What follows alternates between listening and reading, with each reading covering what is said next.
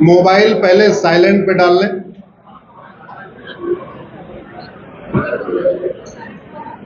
आज की डेट में बैठने की क्षमता और सुनने की क्षमता 2 घंटे है, उसमें से आपका 1.5 घंटे निकल चुका है। अब केवल आधे घंटे बचा हुआ है।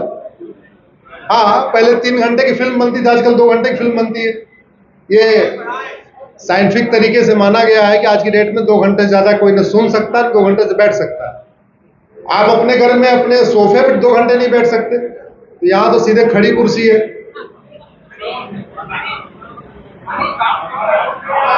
सबसे पहले भैया थोड़ा आवाज बढ़ा दो, आवाज बढ़ा दीजिए भैया। सबसे पहले आदरणीय स्वामीनाथ मिश्रा जी को धन्यवाद देता हूं। आपने मुझे बुलाया और इतनी बड़ी संख्या में सबसे मुझे मिलवाया।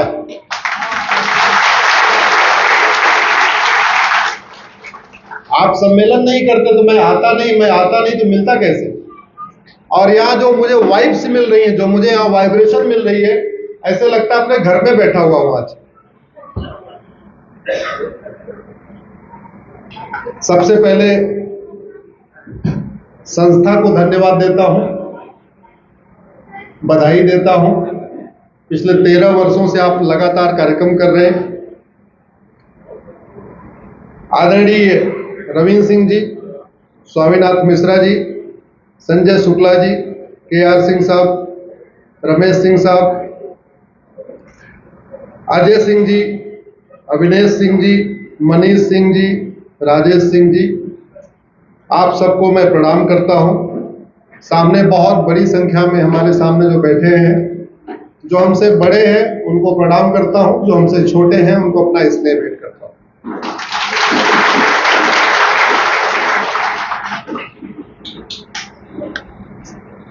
अगले 30 मिनट या 40 मिनट जितनी देर मैं बोलूंगा, आपको सुनने के अलावा अगर मैं कुछ पूछूंगा तो आपको जोर से उत्तर देना है। आपका वीडियो लगभग 4 से 5 करोड़ लोगों तक जाएगा। आवाज इतना तेज निकालिए कि इधर भी पहुंच जाए और ये सामने मेरे दिल्ली से आए हुए हैं राजकमल जी, इनके मोबाइल तक भी पहुंच जाए। आप में से कितने ऐसे लोग हैं जो यहाँ भांडुप में विद फैमिली रहते हैं? जरा हाथ उठाए। अरे वाह, ज्यादातर लोग सपरिवार रहते हैं। तो जो विद फैमिली रहते हैं उसमें से जोड़े से कितने लोग आए हुए?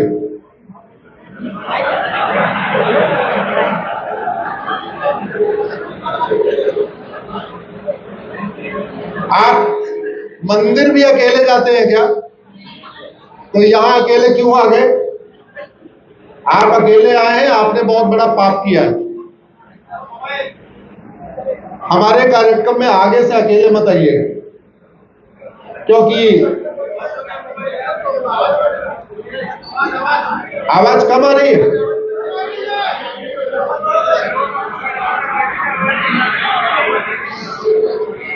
देखो भैया क्या दिक्कत है। मैं जो लड़ाई लड़ रहा हूं वो जो यहां दिख रहे हैं, मैं आपकी लड़ाई नहीं लड़ रहा हूं, क्योंकि आपकी तो जैसे तैसे कट जाएगी। मैं जो लड़ाई लड़ रहा हूं, जो आपके बच्चे आपके घर में बैठे उनकी लड़ाई लड़ रहा हूं।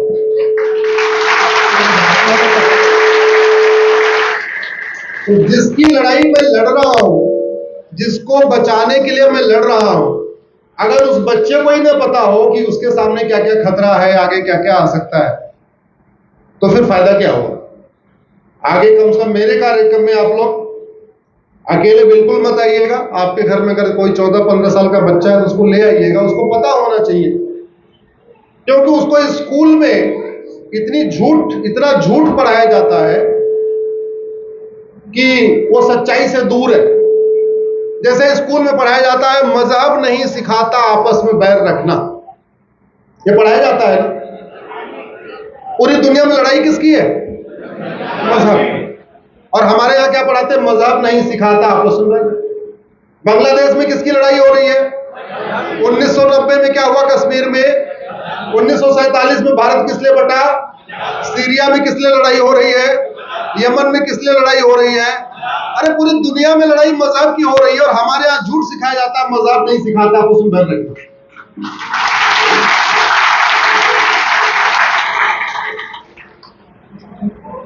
हमारा सनातन धर्म है, रिलीजन नहीं है। मेरी परसों एक PIL है जिसपे सरकार को निर्देश हुआ है कि धर्म और रिलीजन के अंतर को समझाया जाए। स्कूलों में एक चैप्टर होना चाहिए कि धर्म क्या है और रिलीजन क्या है, धर्म क्या है और मजहब क्या है।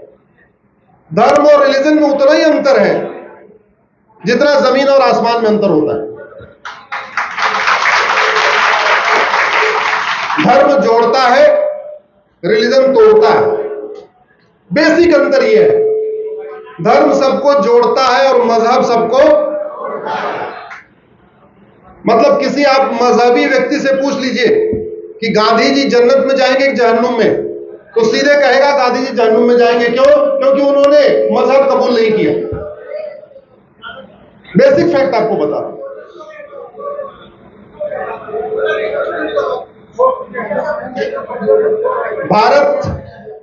भारत के स्वतंत्रता की लड़ाई सब लोगों ने मिलकर लड़ी थी।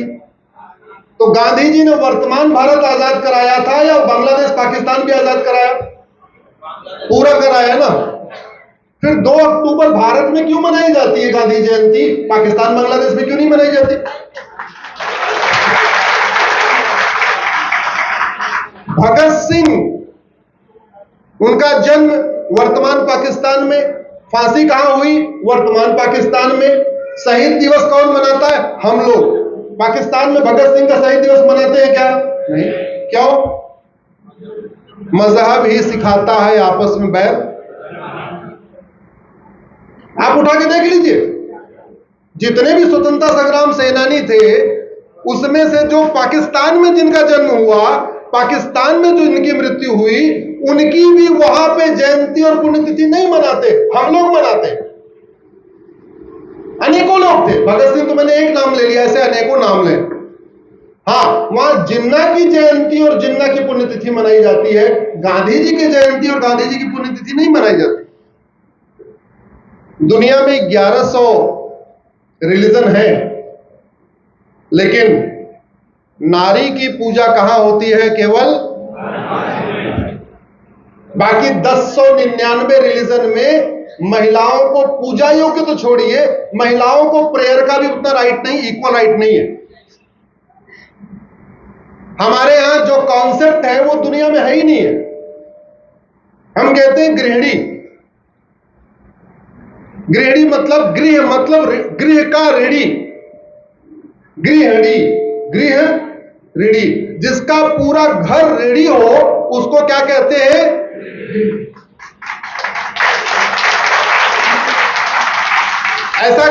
ऐसा शब्द दुनिया में 6500 भाषाएं हैं, आपको किसी भाषा में यह शब्द मिलेगा ही नहीं। गृहिणी का पर्यायवाची दुनिया के 6500 भाषाओं में किसी में नहीं मिलेगा। धर्म की पर्यायवाची दुनिया के 6500 भाषाओं में नहीं मिलेगी। ब्रह्म की पर्यायवाची दुनिया के 6500 भाषाओं में नहीं मिलेगी। कर्म की पर्यायवाची दुनिया के और भाषाओं में नहीं मिलेगी। योग की पर्यायवाची, मतलब ऐसे बहुत सारे शब्द हैं जिनका बाकी भाषाओं में उसका शब्द ही नहीं है, उसका मिलता जुलता। दुर्भाग्यवश ये बातें पढ़ाई नहीं जाती, और चूंकि ये पढ़ाई नहीं जाती और संविधान का इंटरप्रिटेशन सुप्रीम कोर्ट को करना होता है, और सुप्रीम कोर्ट के जो माननीय जज हैं, हालांकि अब तो थोड़ा ग्राउंड लेवल के लोग भी पहुंच रहे हैं, नहीं तो पहले जितने जज हुए, इनके दादाजी अंग्रेजों के टाइम में बैरिस्टर थे, पिताजी अंग्रेजों के टाइम में घोड़ी पे चलते थे, और बाद में ये पैदा हुए, इनकी पूरी पढ़ाई लिखाई कॉन्वेंट स्कूल में हुई, और बाद में सुप्रीम कोर्ट के जज बन गए। धर्म और रिलीजन के बीच में भेदभाव पता नहीं, धर्म और रिलीजन के बीच का अंतर पता नहीं, तो उन्होंने सारे फैसले दे दिए धर्म को रिलीजन समझ के, रिलीजन को धर्म समझ के।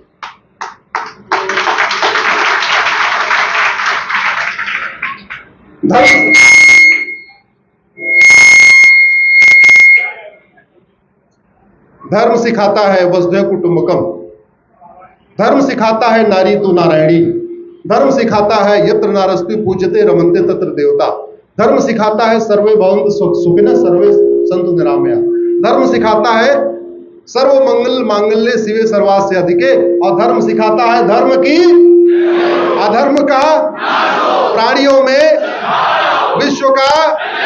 हम कभी नहीं कहते हिंदुओं की जय हो, गैर हिंदुओं का नाश हो, हिंदुओं में सद्भावना हो और हिंदुओं का कल्याण हो, तभी बोलते हैं क्या? दूसरी तरफ जो मजहब है वो कहता मेरे मजहब की जय हो, जो नहीं मानता काफिर है, नॉन बिलीवर है, उसका नाश हो जाए, हमारे मजहब के लोगों में सद्भावना हो और हमारे मजहब का कल्याण हो, पूरी दुनिया पे हमारा मजहब फैल जाए। ये है धर्म और रिलीजन का अंतर। लेकिन ये डिफरेंस दुर्भाग्यवश हाईकोर्ट सुप्रीम कोर्ट में जो वकील बहस करते हैं उनको भी कई बार मैंने देखा, उनको इसका डिफरेंस नहीं पता।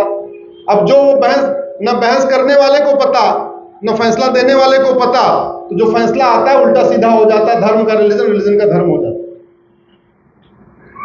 ऐसे ही पूजा और प्रार्थना, इसमें बहुत अंतर है। पूजा को कहते हैं वर्शिप और प्रार्थना को कहते हैं प्रेयर। मंदिर है प्लेस ऑफ वर्शिप और मस्जिद और चर्च है प्लेस ऑफ प्रेयर। जहां पे आपने प्राण प्रतिष्ठा किया, भगवान को बुलाया, उनको स्थापित किया, उन्हीं को भोग लगा रहे हैं, उन्हीं से बातचीत कर रहे हैं, उन्हीं की पूजा कर रहे हैं, जो कुछ मांगना है उन्हीं से मांग रहे हैं, जो कुछ अपना दुख व्यक्त कर रहा है उनके सामने व्यक्त कर रहे हैं, वो कहते हैं मंदिर, पूजा। जो प्रार्थना स्थल होता है वहां किसी से बातचीत नहीं होती है, जिससे बातचीत होती है वो वहां नहीं रहता, वो कहीं और रहता है। इसलिए आपको एयरपोर्ट पे पूजा रूम नहीं मिलेगा, एयरपोर्ट पे आपको प्रेयर रूम मिलेगा। एयरपोर्ट अगर आप जाते होंगे तो आपको मिलता होगा प्रेयर रूम। तो मैंने PIL चल रही है प्लेस ऑफ वर्शिप एक्ट पे, मैंने उसमें यही कहा कि जो प्रेयर रूम है ये तो बदला जा सकता है। आप एयरपोर्ट पे देख लो, प्रेयर रूम बना होता है, आप साल भर के बाद जाओ, वहां जहां प्रेयर रूम है वहां गोडाउन बन जाएगा, प्रेयर रूम कहीं और चला जाएगा। फिर 2 साल के बाद जाओ, जब जहां प्रेयर रूम आपने देखा होगा, हो सकता है वहां रिसेप्शन बन जाए, वहां कुछ और बन जाए। तो प्रेयर रूम तो शिफ्ट हो सकता है, लेकिन पूजा स्थल शिफ्ट नहीं हो सकता। Once a temple always a temple, पूजा स्थल नहीं बदला जा सकता है। इसलिए हमारे मठ मंदिरों को वैसी दरिंदों ने भले तोड़ दिया, लेकिन उसकी पवित्रता भंग नहीं हो सकती। मैं उदाहरण दे रहा हूं, इसमें कुछ लोग, मुझे लग रहा है काफी लोग गांव में नीम के पेड़ के नीचे आपने देखा होगा, लोग शिवलिंग रख के पूजा शुरू कर देते हैं। अब ये बताइए, भाई देवे आंधी आई और नीम की टहनियां टूट गई या नीम का पेड़ उखड़ गया, तो क्या वहां की पवित्रता खत्म हो जाती है क्या? नहीं। पीपल के पेड़ के नीचे शिवलिंग रख देते हैं, देवी जी की मूर्ति रख देते हैं, पूजा शुरू कर देते हैं, प्राण प्रतिष्ठा करते हैं, वहां पूजा करते रहते हैं। आंधी तूफान आया, पीपल के पेड़ की टहनी टूट गई, तो क्या वहां मंदिर का स्वरूप खत्म हो गया क्या? नहीं।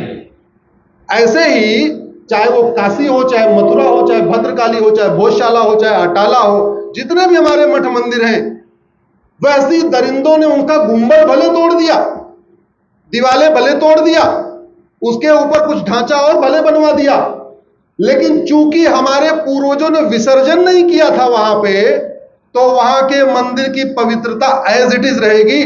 Once a temple always a temple.